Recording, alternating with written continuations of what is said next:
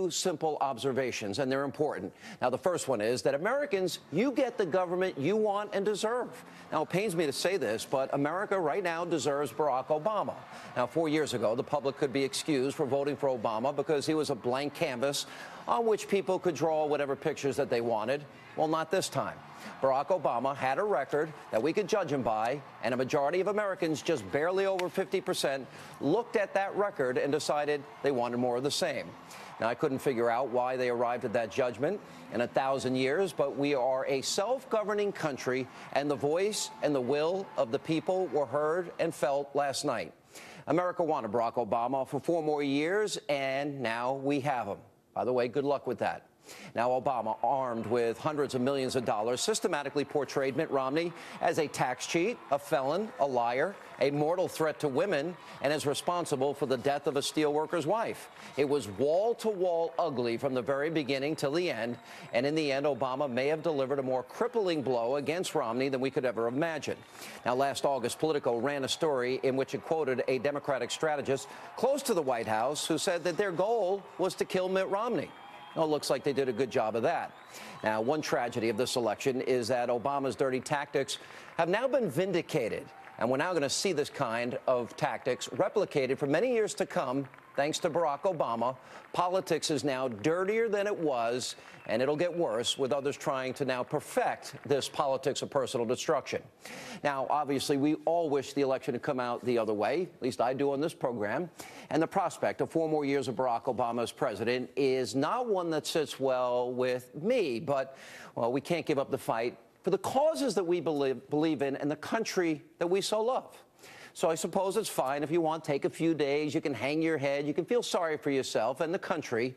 Last night was a terrific body blow. We all know it, but we need to recover. We need to dust ourselves off. You need to get off the canvas and begin our work again, because we really don't have a choice.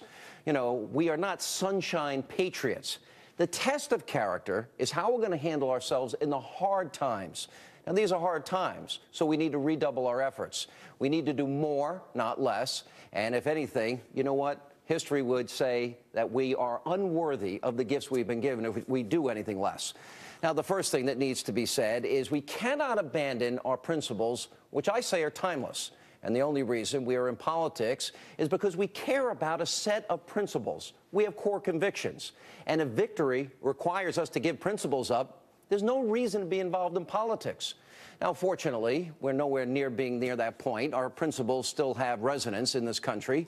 You know, if people don't believe it, just look back to the 2010 midterm elections. How did you feel that night? That was a historic repudiation of Barack Obama and the Democratic Party. Now, sooner rather than later, I predict the country is going to call out to conservatism for help. Now, that's it. Now, there's one other thing that we need to come to terms with as a result of last night. What appears to have happened is that the liberal welfare state in this country has now grown. More and more Americans have now become dependent on that welfare state. And as they have found themselves siding with the party of government. Now, to be clear, the situation isn't necessarily a permanent condition. If you go back to the 1970s, Margaret Thatcher became Prime Minister of England, which had become the, quote, sick man of Europe. The British people had lost their sense of self-reliance, and Thatcher, by the force of her personality and the appeal of her ideas and ideals, she was able to reverse the direction of things. And the same thing is true of Ronald Reagan. Now, sometimes the public sense of self-reliance and commitment to liberty, it ebbs, it flows, it's not static. And just because we're in the valley one day does not mean we cannot ascend to the mountaintop the next. So let not your heart be troubled. Don't despair. It's not an option. But realism is also very important. And as a conservative, we have to realize that our task is very different and in some aspects more difficult than we ever thought. We have to make the case, a compelling case in human terms, in moral terms, why this dependency is bad for the country. And it's bad for the individuals. And we have to present a vivid picture to people of why human happiness is increased and not decreased by limited government.